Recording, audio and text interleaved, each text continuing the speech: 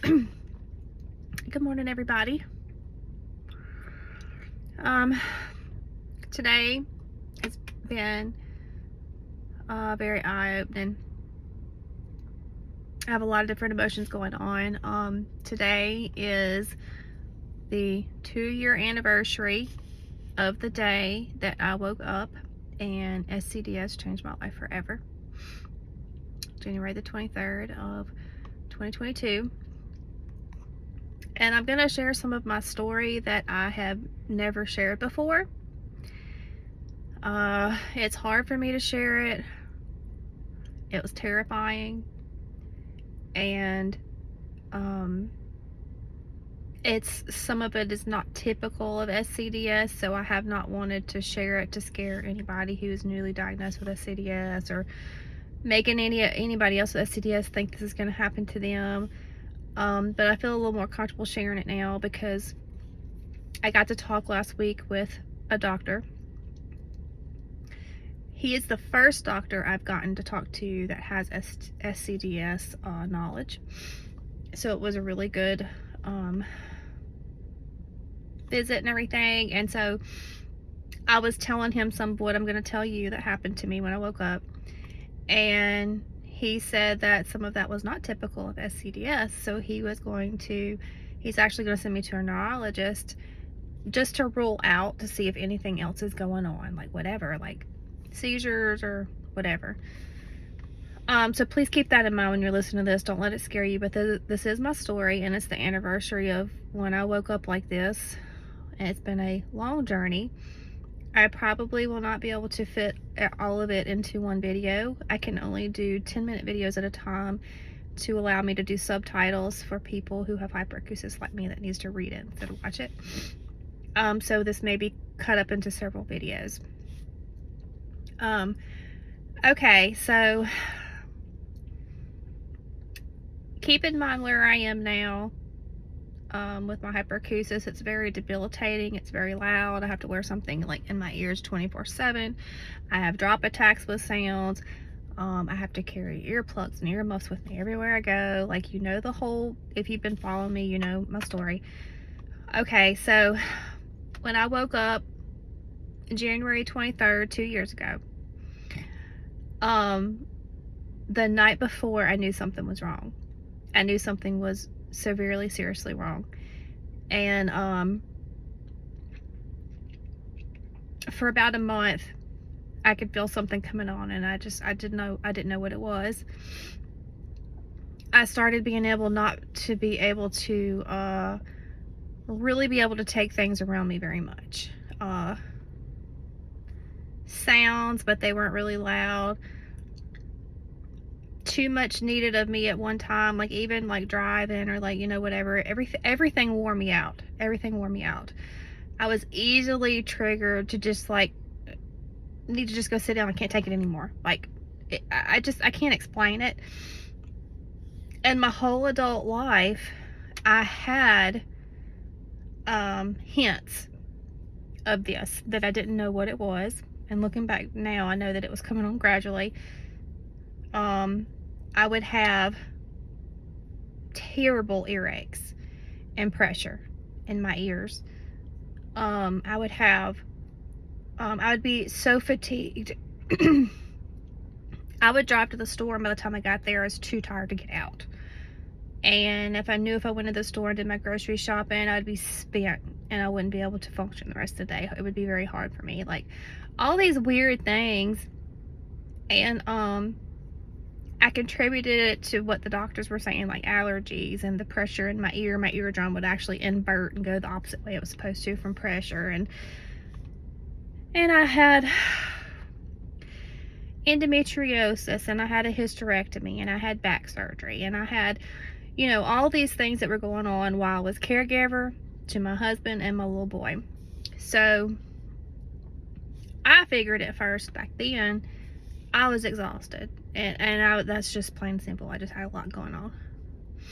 But as time went on, closer to when I woke up that day, the day before, I knew something was terribly wrong.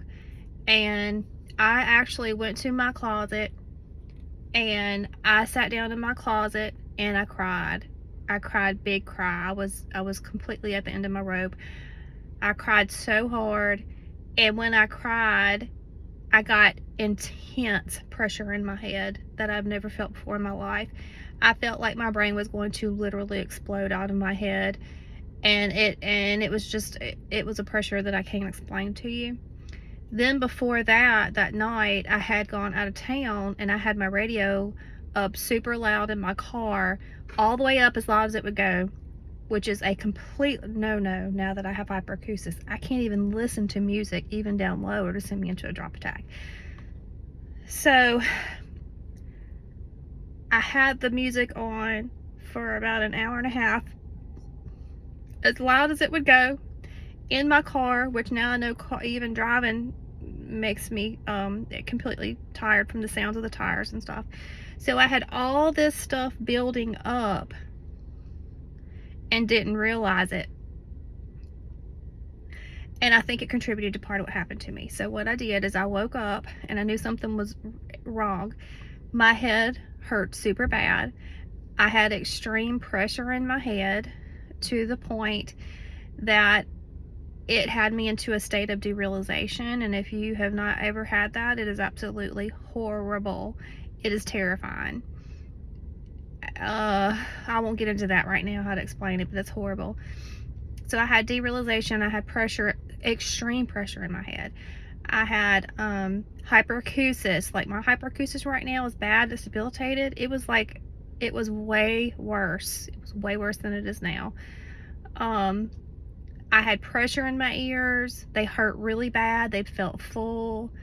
I had ringing in my ears. I would hear frequency in my ears. I was so weak I could not get out of bed. My body would not function. It would not cooperate with me. I couldn't eat. My body was rejecting food. I lost the ability to feel nauseous, which is a whole story, how I can tell you how I found that out. My brain signals were completely crossed. It's like I felt what I was supposed to feel in my stomach, I was feeling in my head, and what I felt in my head, I was supposed to feel in my stomach. And I know that sounds bizarre, but that's what happened. And then with that part, I got even a more massive headache like 3 days later. And when that happened, my brain signals something happened, and the feeling of the stomach in my head and my stomach switched, and it went back into place where it was supposed to go. But my vision was completely messed up. That's when I had to start wearing glasses. I couldn't see when I tried to read. My vision was so messed up that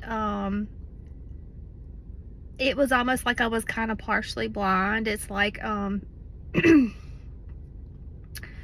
could see, but it's like I was looking through a tan filter of light. And so when I would look at something, like say I'm looking at the distance over there and I see that building, but it's like all of my vision everywhere had like this tan film over it, and I could see it but barely. And I'd even look at my hand and be like, oh my gosh, can I see? Like, I can see, but can I see? It was completely confusing, but it really messed up my vision, and that was very scary. I was completely sickened by any kind of smell whatsoever. I could not do. It would completely, even though I couldn't feel nauseous, I lost the ability to feel nauseous. I knew in my body something was wrong, and it made me feel completely sick, and it made me even more weak, like just this overall sick, weak feeling. It made me just completely feel worse. I had to avoid smells at like any cost. It was very weird. My body was would not let me eat. It was rejecting food. I knew that I needed to eat, but it's like every time I did, I couldn't keep it. And then as time went on, I lost my sense of wanting to eat, my desire to eat. It was just completely messed up. And I'm going to do another video because this one's running out real quick. Okay. So this is part 2 to me explaining what was going on with me. So with the not being able to eat, I went 3 days like this after I woke up, and I finally, I went to my PCM and he didn't know what was going on with me. He wanted to put me on steroids and allergy medicine and all this, and he thought it was caregiver fatigue and anxiety and allergies and maybe migraines and stuff like that. And so it was scary, and I went home, and then finally I went to the emergency room and I told them everything happening to me, and they didn't know what was wrong with me. Still no scans of my head, no, nothing like that, just maybe some blood work. I was dehydrated, hydrated me, gave me some nausea medicine, and he said that my body was going into something called ketones or something like that because I wasn't eating, and I needed to go home and really focus on trying to eat. And so I took the nausea medicine just because. And after I took the nausea medicine, I felt a little bit different, and I could tell that I was nauseated after I took the medicine and didn't feel that way I was feeling, although it didn't feel like nausea anymore. I didn't feel sick like nausea. It was really weird. So I kind of had a feeling like I wanted to kind of eat again, and I did, but my body was rejecting the food. So the food thing went on from January to March. I was in bed from January to March, end of March. And that whole time I got worse and worse and worse. I couldn't get out of bed. I couldn't eat. I got to the point that I was losing weight at the end, like literally every day. I was losing some form of weight every single day, and I had lost like 20 pounds. And I looked like death's door. I had that look about people they get, when they're close to death, like their face is just really sunken in, their teeth kind of stick out, and their eyes are sunken back. I had that death look. And I knew that I was dying, and I had been to my PCM like a dozen times. I had been to the emergency room 3 times. I had tried everything. And so finally I called my sister and I said, Tracy, I am laying in this bed and I am dying. I said, if I keep laying in this bed, I'm going to die. I'm going to die. And so she stepped in. She went with me to my last appointment to my PCM, and still no answers. So long story short, she ended up having to take care of me. I'm so thankful for her. Literally the Lord used her and my brother-in-law to save my life. And basically I had to force feed myself to stay alive and stay out of the hospital. I had absolutely no desire to eat, nor did my body want the food. It's kind of like my body had gone into this state of just trying to shut itself down. And so I looked like I was on death's door. Like, all my family literally thought that I had cancer or something was going on, like super bad, to where it was the end. And I just fought as hard as I could. I did everything we could think of to try. I force fed myself, which is the hardest thing I have had to do. Like, I can't explain it to you. I'll be sitting there with the food. I would want to eat because I know that I need it to stay alive, and I need the nutrition, and all that, but I would look at it and my body literally would not even let me want to take a bite of it. So I had to take a bite and chew it and force it down, and it was horrible. And at this time, I had weird stuff going on. Like, even if I drank just water, a few sips of water, I'd burp. I would just, my body was so confused and so weird. And so, like, I had all that going on. And there's so many things I have written down I'm probably forgetting. But basically, I just remember one morning waking up, and my brother-in-law is a really good cook, and he cooked me something very special for breakfast. And I looked over at it, and it looked amazing, and I wanted it so bad. And I looked over at it, and I just busted out crying on my sister's shoulder because they knew I wanted to eat it, and my body just wouldn't let me. So it was very, very, very hard. It was terrifying because I didn't know what the heck was going on. I knew that I was dying, and I knew that I was hearing extremely loud. It was painful. I was hearing things that other people weren't hearing. When I was at my worst, when I woke up that day in the first month, I could see lights flickering that nobody else could see flickering. Kind of like how they say autistic people can see fluorescent lights flickering is what I'm imagining. I saw lights flickering in my house that other people couldn't see flickering. I would hear something trying to heat my food up in the microwave, and I would look around and I realized it was that little bitty light bulb in the microwave was hissing. I could hear the light bulb hissing. I could hear light bulbs making noise. I could hear electricity of things that were plugged into the wall. I could hear the current of the electricity that was plugged into the wall. It wasn't even on, it was just plugged in. And then if I'd unplug it, I wouldn't hear it. So it's like, it's just crazy what I was hearing. It was like superhuman human hearing, and I still have hyperacusis and I can do some of that, but it's like it was out of this world at this time, and so it was completely frying my brain, like even worse.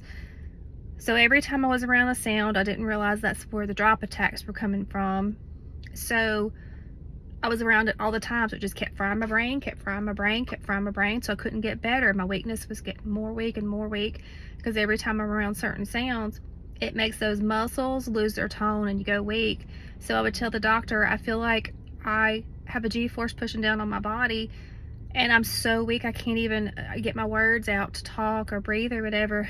And he tried to say that, you know, you're tired, you have caregiver fatigue, you're caring for people, you're probably depressed, you get that heavy feeling when you're depressed. And I tried to tell him, no, I know that feeling, that's not it. I am fighting for my life, is what some of my last words to him were in my last appointment with him. And nobody understood. And then I'm sure there's so much I'm forgetting, but that was the main part of it. My brain just kept getting fried, and eventually when I was in the bed before my sister started helping me, I just knew that something was wrong. I knew I was hearing loud, and it was completely, I said, this has got to be what's frying my brain and just shutting it down. So I completely couldn't think right. I would stutter. I couldn't get my thoughts out. And so I wasn't even thinking about earplugs or earmuffs or anything like that. All I knew is I needed to cover my ear up. At that time, this ear seemed to be the worst, which was weird because this ear is the one that hurt me all my adult life. So I found myself, I took rags and put them over my ear, and took a scarf and wrapped it around my head to try to muffle as much sound as I could. And I know that sounds really stupid, but I was sick. I was dying. I couldn't even think. That's all I could think to do. And so when I went to the emergency room, that's how I was. I had that thing on my ear, I had my head wrapped up in a scarf, and trying to tell them what was going on with me, and nobody understood. Looking back now, it was so pitiful. And you know, I know that they just were baffled. I could see it in their eyes. And one person in the ER sending me off, you know, he's like, I can give you some medicine for your head. And I'm like, I don't want pain medicine. I just want you to find out what's wrong with me and fix it. So I left there not taking the pain medicine. I took the nausea medicine with me, but nobody understood. And so as time went on, in the meantime, I saw a gastro doctor because, you know, I was having trouble eating. I was burping every time I tried to even drink water. I couldn't keep anything down. My body wouldn't keep anything in.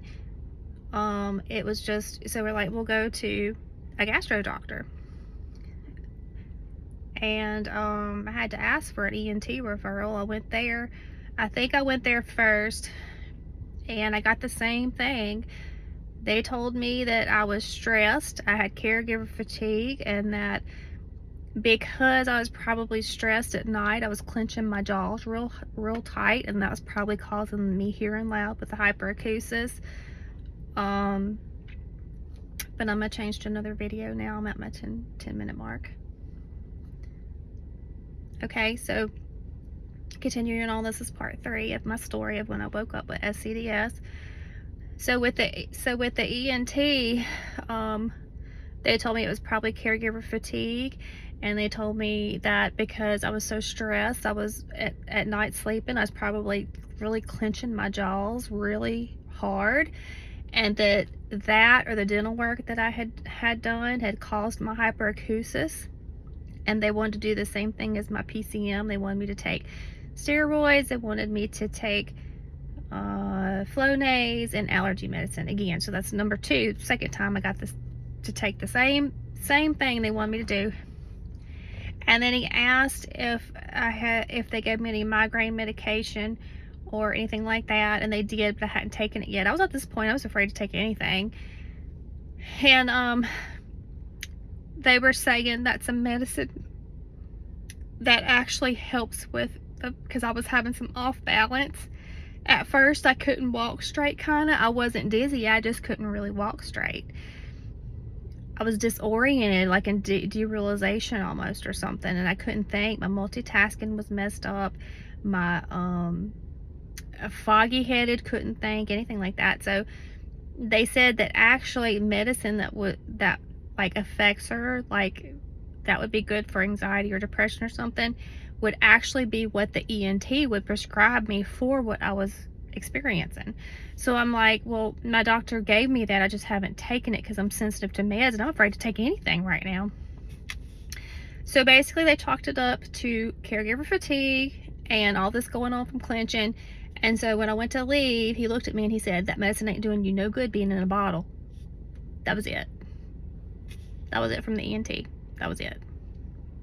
No scans or anything like that. And of course, when they looked down my nose and into my ear, they couldn't see a whole bunch that would cause what I was saying. So I didn't go to them for another year. And in between, we went to the GI doctor.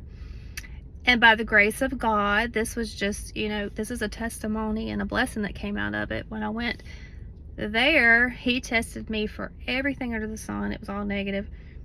But when he went in to do one of the tests, he did find a precancerous polyp in my colon, which is what my mother passed away from in her 50s. And so had not this happened to me, and had not I gone to the GI and my sister advocating for me, this test would not have been done, and I could have ended up with cancer. So that's a blessing that came out of this, and I thank the Lord for it. So he cleared me.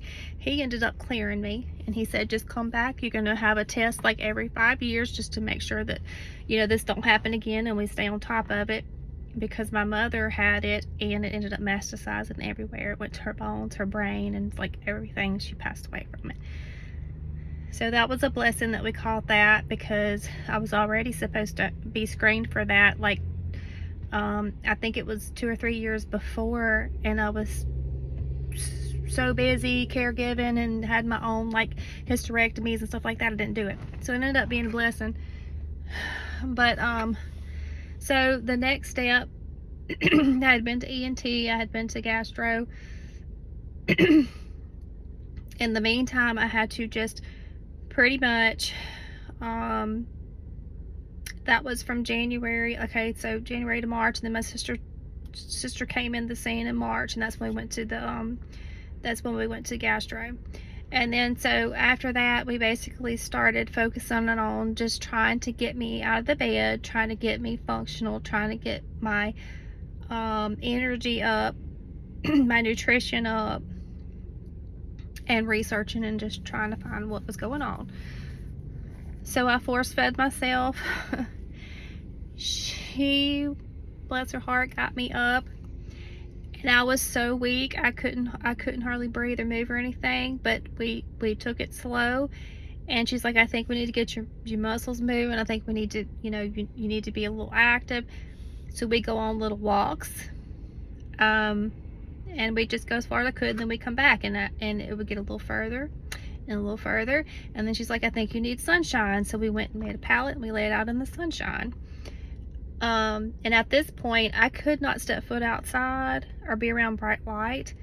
I had to wear sunglasses with me everywhere that I went, or it would just make me completely worse, throw me into another realm.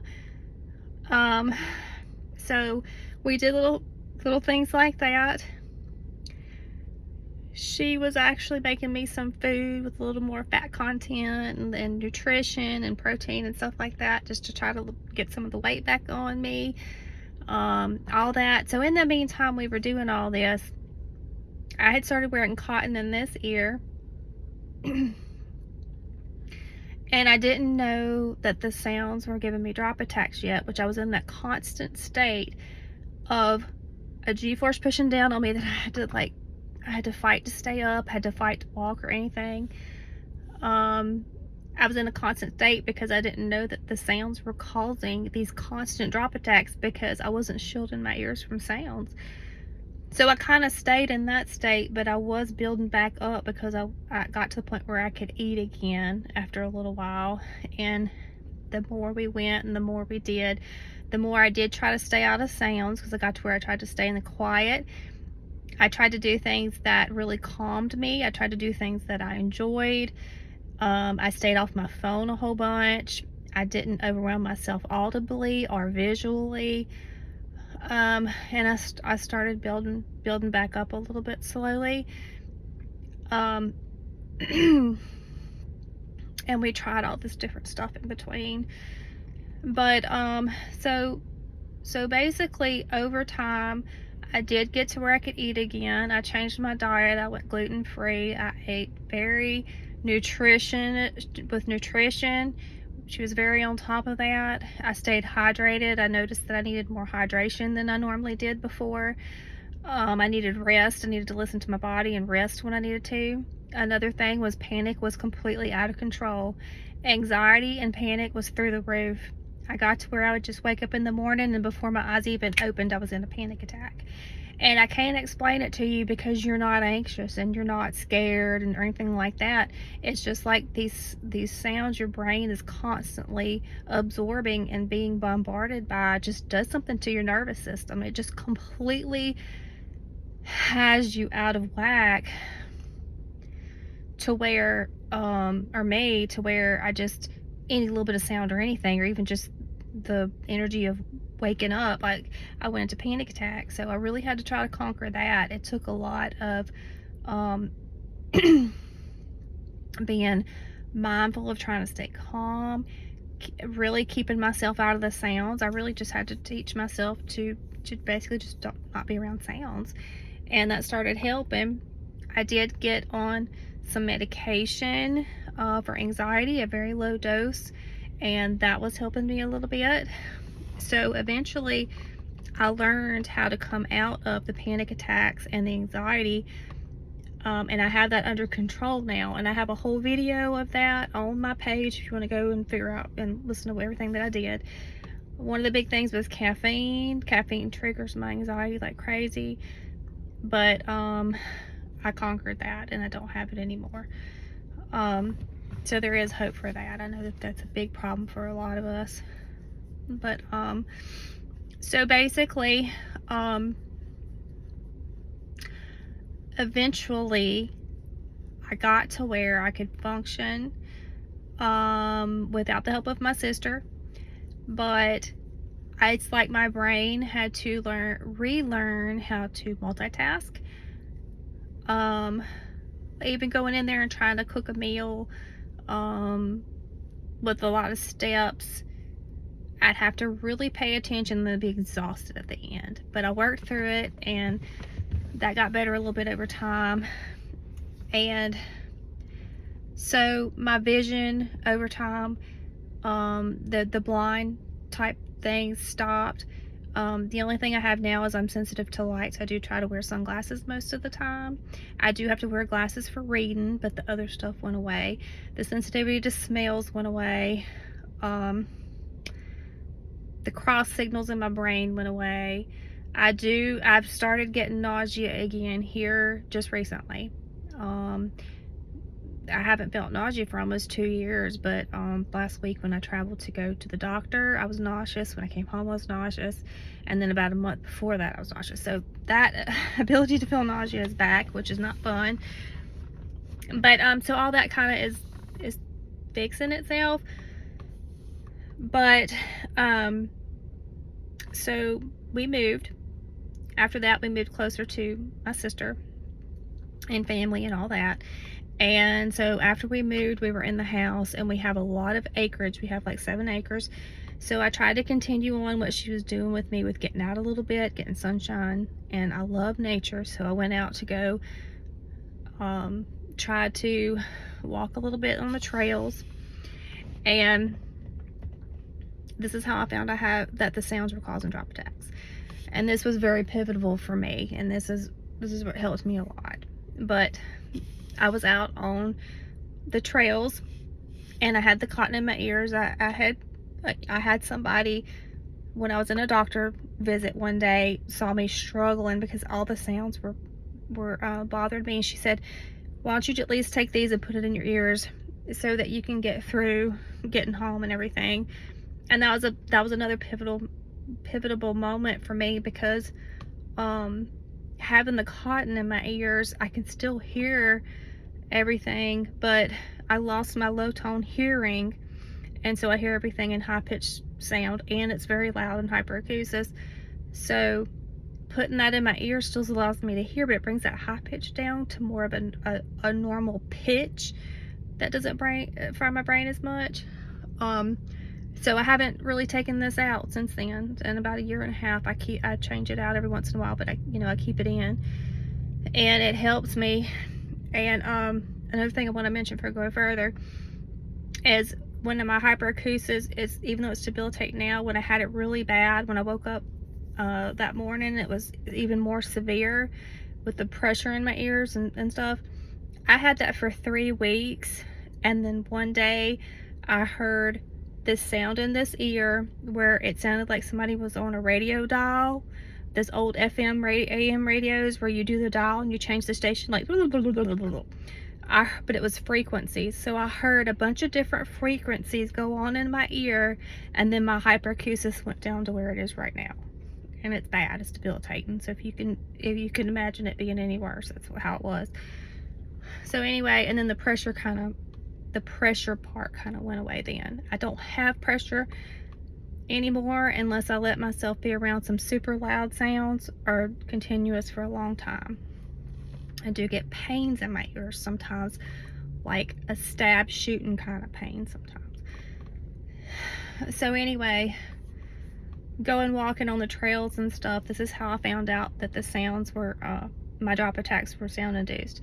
So I had the cotton in my ear, and at that time I hated wearing it in my ear. It was uncomfortable, it hurt, didn't like it. So I took it out of my ears. I wanted to hear the birds and the leaves rustling. I just didn't want to have it in my ears. And when I took it out, it was really loud, but I was able to get through, And so as I turned around, it was coming back. I all of a sudden almost just wanted to hit the ground, like I started having a drop attack. And I got really worried, and I was like, oh my gosh, what is happening to me? I have to get back home. So I started walking towards home, and it got worse, and it got worse the closer I got home. But I was making it towards the house. Well, I noticed as I got closer, I heard a 4-wheeler in the background, and come to find out, it was the 4-wheeler giving me a drop attack. So once I realized, oh my gosh, I don't have this cotton in my ears, I hurried up and put the cotton back in my ear, and I went home. So that was a pivotal moment that I realized that the sounds were causing me drop attacks. And the worst sounds for me are anything that are loud but also has a vibration to it, like a lawnmower, a weed eater, a car revving too loud, an airplane, anything like that. I cannot do it. It will instantly like that. It's just like a drop attack. So I went back in, and it took me a little while to recover from that. But it let me know that I was having drop attacks. So I was able to start researching it, and I found out that I can't remember now what it's called, but I have a video on this too when I first started the page, when I figured it out. It is something to do with vestibulospinal reflex, something to do with your postural muscles, that when you have an inner ear, and my doctor that I talked to the other day confirmed this. He said when you have an ear problem like this, the sounds can cause all your muscles that keep you upright, your postural muscles, lose their tone. So it completely explained my drop attacks.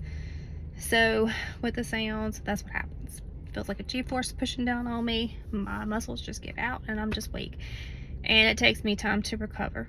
And normally when I hear sounds like that, it's not only a drop attack, but it's frying of my brain and making me stutter and all that stuff too. So it takes a little while to get better.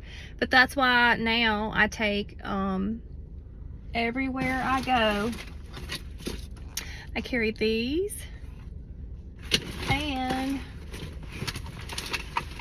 I carry my earplugs, which I don't know they are. My dad gave me a pair of earplugs from NASA, which I'm gonna make a video on later that may help some view. But I carry those everywhere I go. And I've learned, so basically, I've learned my triggers, and I've learned what I have to do to try to keep from having drop attacks and be functional and all. So I've learned how to be functional. It sucks. Every day could be a struggle. Every day's different. I always hear loud. You know, some other things is where sounds are coming from. I hear so super loud, but I can't tell where a sound's coming from.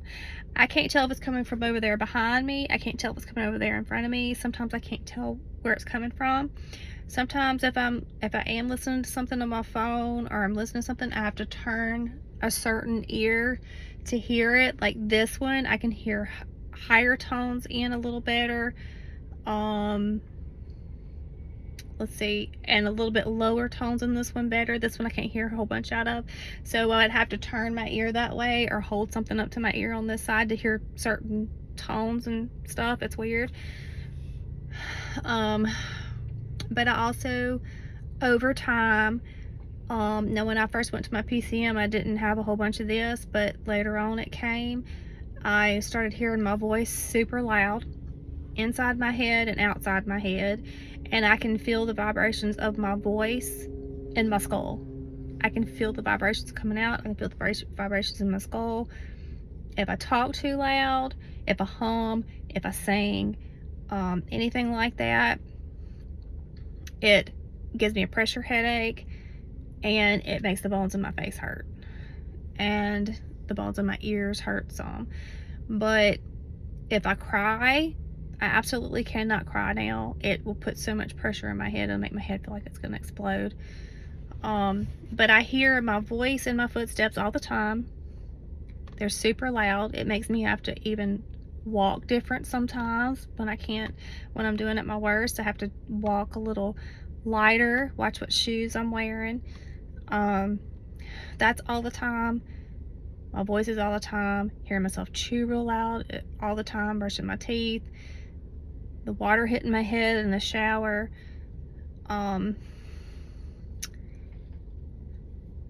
sound of my hair. Right now, the sound of my hair hitting this cotton is so loud, it's hard for me to hear myself a little bit. But I don't like it showing. I like having it covered up. But so anyway, that if I touch my skin, it sounds super, super loud. It sounds like sandpaper. My hair on my ears sound like sandpaper. And then later on came this. Sometimes I hear my heartbeat and I hear my muscles move sometimes. And I think I've heard my digestion at times too. It's got really loud and then it like went away. But the heartbeat, the muscles, and that come and go. I also can hear my heartbeat like, it's like a violent whoosh, whoosh, whoosh. And that's what it does. Whoosh, whoosh, whoosh. And then it's done. And that'll throw me off balance a little bit. That usually comes when my sound environments change abruptly. And then I have ringing in my ears. I hear different frequencies. I'll get a little off-footed to where I have to like stumble to one side. It's usually to my left side. Or I'll just get kind of like off-footed where I have to kind of make an extra step. in certain circumstances, but I don't have a whole lot of spinning, which I think is what they call vertigo. I have more of the floaty kind of head feeling, which I guess is my form of dizziness, but that usually comes with drop attacks or like sound environments changing too fast, the whoosh, whoosh, whoosh sound being in my ear real violently. So there's a lot to it, and there's a lot that I haven't shared because that sounds very scary. It was very scary, and it was very traumatic. I could not even really didn't want to go in that house anymore that happened to me. I had trouble staying there. I can't explain it. I just wanted out of there. We sold the house and we moved, and I had trouble even going into that bedroom anymore because I laid in that bed and almost died for 3 months. I didn't want to go in that bedroom. I couldn't stand it. And then I just couldn't stand it. So we moved, and we have a beautiful place now, and we have the acreage that I go try to walk on and stuff like that. But it has been a long journey. It's been a long journey of doctors not understanding it's not their fault. It's rare and they don't know about it. I do think it's wrong how doctors, when they don't understand something, they will put you into this little box like caregiver fatigue or anxiety, even when you're trying to tell them that you know it's something else. I think that's wrong, and I think that something, maybe they need to try sending me to a neurologist. I haven't been to a neurologist yet. Try sending me to, something. But I don't fault them because it's rare, and there was no way for them to know. But I think if some doctors had more faith in their patients and what they're trying to tell them sometimes, and I think that maybe there's more that could happen. Maybe if I would have tried going to different doctors, but I don't know, it's not their fault. But anyway, it took a whole long time. I'm 2 years in, and just last week I talked to the first doctor that has knowledge about SCDS in my case so far. And it was a feeling that I don't even know how to describe, other than I did cry later on because I was so relieved that somebody understood what I was saying. He perfectly explained my drop attacks, all my symptoms from the open balance canal, and had acknowledgement of what I've been going through, and that he knew what it was, and and all this kind of stuff. And I got a little bit of journey to go. We're gonna run more tests. I'm gonna redo the CAT scan. I'm gonna go to a neurologist to see what all this other stuff is. But what I want to say too is that he is having me read a book by a neurologist from Johns Hopkins, and it's called the Heal Your Headache book. And I have had people in the support group, the SCDS support group, mention this to me several times, that it would be beneficial for me to read.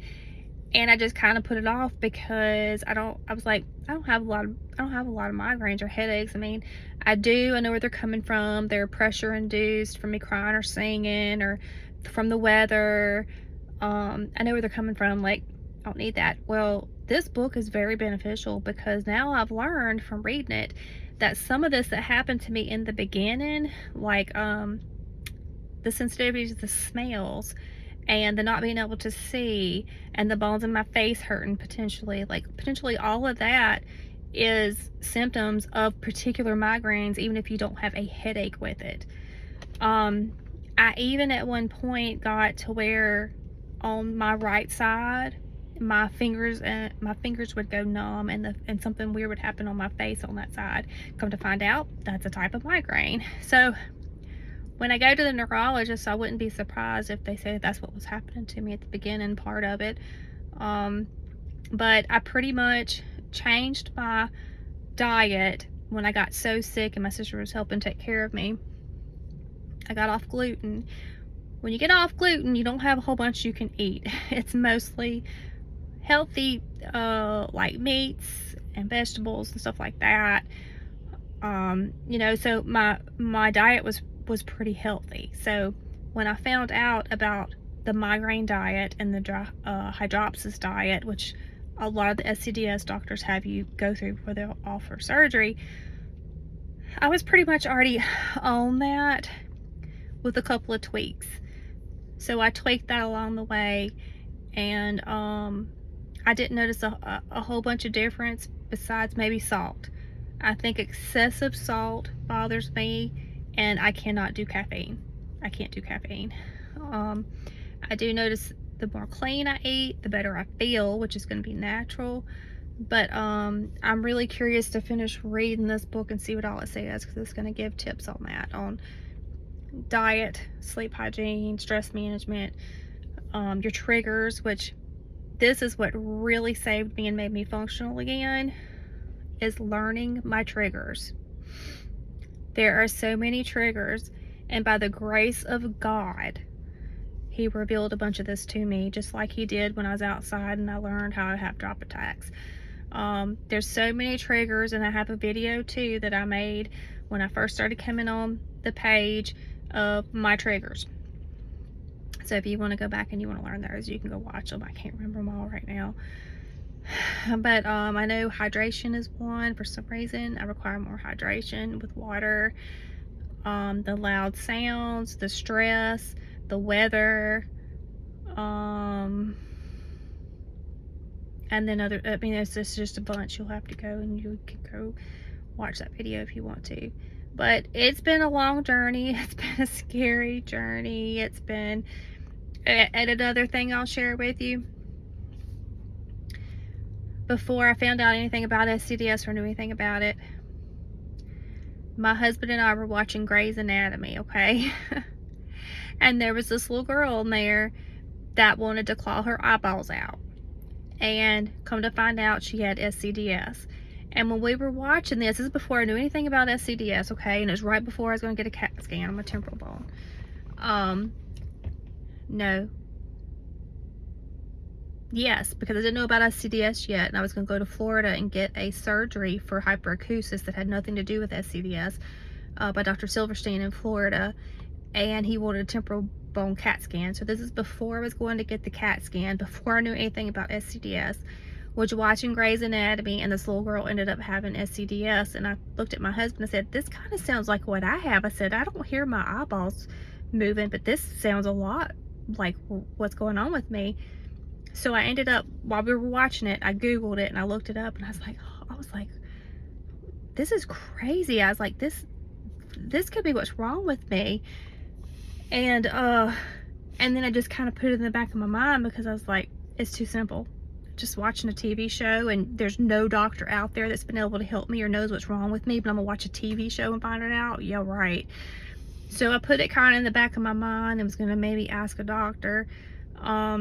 But I had heard about this surgery for hyperacusis, not SCDS. I didn't know anything about it, but hyperacusis, something with the window or something in your ear.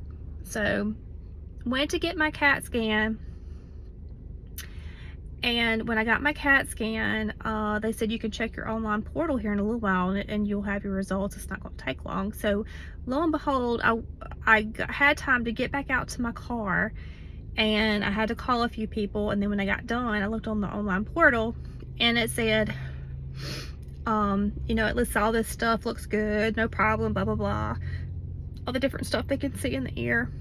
And then it said, semicircular canals look good, except thinning versus, let's see, it said, thinning versus superior semicircular canal dehiscence.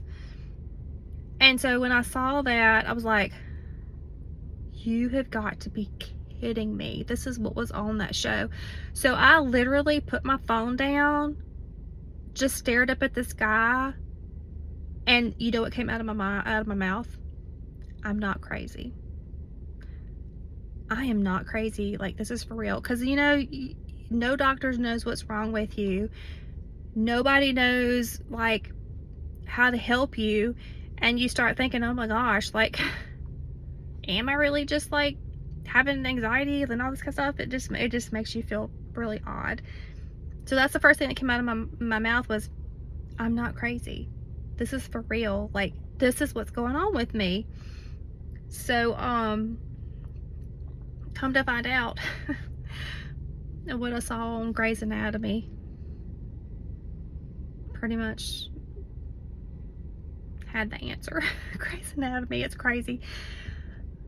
So anyway, I ended up going back to my ENT, and this was before I had my CAT scan, right before I had my CAT scan, when I was researching hyperacusis with Dr. Silverstein in Florida. I went back to him, and I saw his nurse practitioner. And I don't know if he remembered me or not, but I said, you know, this is still going on. I'm hearing loud. I had a hearing test right before, and she was telling me, yeah, this sounds like something what I think it is. And she didn't want to tell me, but she said, if it is, there's a surgery that might could help you with it. And what you're telling me is all making sense. Well, when I went in there and saw the nurse practitioner, he's like, your hearing test is normal, and you know this and that. It's probably allergies. It was the same thing he told me the first time I saw the ENT. He said, why don't we put you on some steroids? We'll put you on Flonase. We'll put you on some allergy medicine. And I looked at him, and this is after going through this a year, okay, and seeing all those different doctors. I said, no disrespect, really, but I said, I am not interested in that. I said, that's what you gave me last time. That's what my PCM has tried with me twice. And I said, I am not interested. I am interested in finding out what is wrong with me and fixing it. And the nurse that was standing behind him was like, but I wasn't, and I told him that I'm not trying to be disrespectful. I need to be fixed. So then, finally, somebody asked me, have you been to a neurologist? Have you had any CAT scans or any MRIs or anything? And I'm like, no. And I had one CAT scan in an emergency room, because after I drove, I had an incident where I just felt completely off and everything, but that CAT scan showed everything was okay. So he's like, well, let's send you to a neurologist. He said, your hearing test is normal. I said, how's my hearing test normal when I feel like I have superhuman hearing? It hurts and like all this. He said, well, your hearing test is normal, but the way you are perceiving, the way your brain is perceiving sound is not right. And I completely at that point couldn't understand it, because I had a hearing test right before I went in there, and it completely fried my brain. So I wasn't understanding anything he was saying. And come to find out, she wrote on the hearing test this abnormal stuff, and at the bottom put for the doctor to call her and talk to her. And I don't know if that happened or not. So anyway, through this process, I was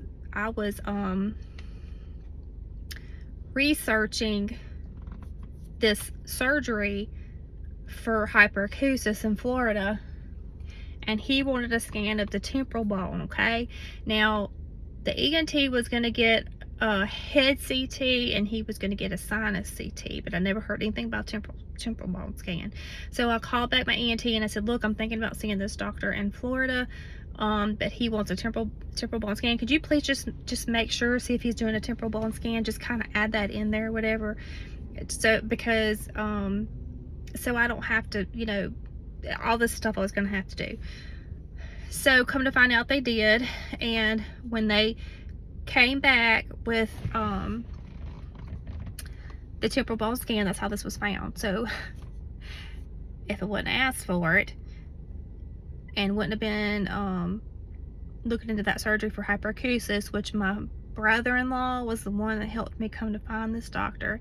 He sent me a link, and he said, there's this doctor who does a surgery for hyperacusis in Florida. I'm gonna send you some links and you read it. So I started reading it, and I was like, I'm in. I'm like, even if I lose my hearing or whatever, I don't care. Let's go. Let's do it. Let's go. Sign me up. I'm ready. So I got in touch with Dr. Silverstein, and we had a over the phone conversation, and he said, yeah, it sounds like you're a candidate for it and all that. And he's like, do you want to try it? I'm like, yeah, like, sign me up. I'm ready. And he said, okay, but you know, I wanted to get this and this. He wanted a couple tests, and I want a scan of your temporal bone and all this kind of stuff. So in the meanwhile, got the CAT scan back, and it said the thin versus semicircular canal dehiscence. So that just opened up a whole different world. I started researching that. And so the chips just fell where they were, and with research and learning my triggers, and the Lord just revealing things to me that I need to do along the way. And praise the Lord, I got functional again. It took 3 months I was in the bed down, and it took about another 3 months of really working, getting myself back up to, which I was functional some in between there, but like really getting functional how I really, you know, I am now. It took about 3 months, so 6 months, 3 down and 3 working on it. And then after that, you know, of course, I just feel like something has been healing a little bit, like whatever happened to my brain or whatever has been healing some. So I'm a little better at multitasking and, you know, all that kind of thing. But I got to just be real careful, because if I let too much of that drop attack stuff happen, you know, I'll stutter and hard to think, and you know, it can mess with my memory a little bit, like I'll forget things and things like that. But it's really good because today is the 2-year anniversary, and I have a lot to be thankful for today. And I share my story because I hope it's going to help other people find diagnosis, because it's so hard. And I hope that some of my story can encourage people that maybe they could come out of the part of being in bed. I don't know. Maybe some of what the Lord's revealed to me could help you, like if you're having drop attacks and you don't realize it. Like the drop attacks were happening to me and I didn't realize it when I was telling you that I felt like I was melting down and I couldn't handle anything anymore. That was drop attacks for me back then, before I woke up with this that morning, and I didn't know what it was. And the only reason I know is because of my hyperacusis. The hyperacusis set in. If the hyperacusis had not set in, I would never know it was my ears doing it to me. I never would have known that, because the drop attacks make you really weak, and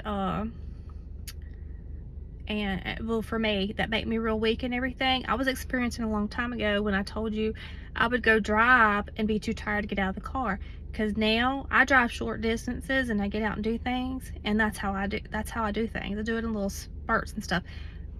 That was a sort of drop attack from being in the car, and the car, I didn't have hyperacusis hearing it loud, but I think something with the vibrations or something. It's something with vibrations for me too. But that's what was happening to me. So when the hyperacusis set in is when it made me realize that it was my ears. So if my hyperacusis had not set in, I never would have contributed a couple of things that's going on with me, the big things, as being part of my ear. I would never dream it'd be coming from my ear. So it's kind of almost a blessing in a weird way. But so that's where I am, and this is the anniversary, the 2nd anniversary today of waking up like this. And I have to say that the Lord has been with me. He is he's very faithful. He has carried me. He has given me strength. He has protected. He has provided all those things he's ever promised. And another thing I want to share with you, I know this video is getting long, but it is a beautiful, beautiful illustration of how wonderfully and intricately made we are, and how much time went into us creating us, that a thinning or a hole the size of a strand of hair can throw off you so bad that it just screams, we are wonderfully made. And so that is what's really been illustrated to me, and what I hold on to through this whole thing. And I'm so thankful that the Lord's with me. I'm thankful He's got me this far. He's revealed things. He has put me on the path I need to be on, and He leads me and he has revealed things to get me functional again. And I really do think that, you know, there's a purpose and a plan for us all, and that a testimony is going to come through this. And I just really hope that my story can encourage you and help you in some way. And it really is not easy for me to talk about all this part of it because it was very traumatic, but I feel like that there is a reason for me to, and so that you will know that the Lord is with you. We are all wonderfully made. He spent so much time into making us so wonderful, and I hope that's an illustration to you too, what he revealed to me, and that you could just hold on, trust in him. And there are some doctors out there that can help us, so just hold on and find a doctor that can help you, because there are ones out there that can. And I'm proof, hopefully, that most people, maybe finding out your triggers and all, can get you out of the bed and get you functional again until you get some help. That's my prayer for everybody. So I hope there's something in this video today that will help you or encourage you, or give you hope. That's my whole reason for sharing it. Okay, so I'm taking this day, this second anniversary of the day I woke up, and I'm gonna go home and spend it with my family and just be so thankful and blessed that I am where I am today, because I started off much worse. All right, everybody, hang in there. I love you guys. Bye-bye.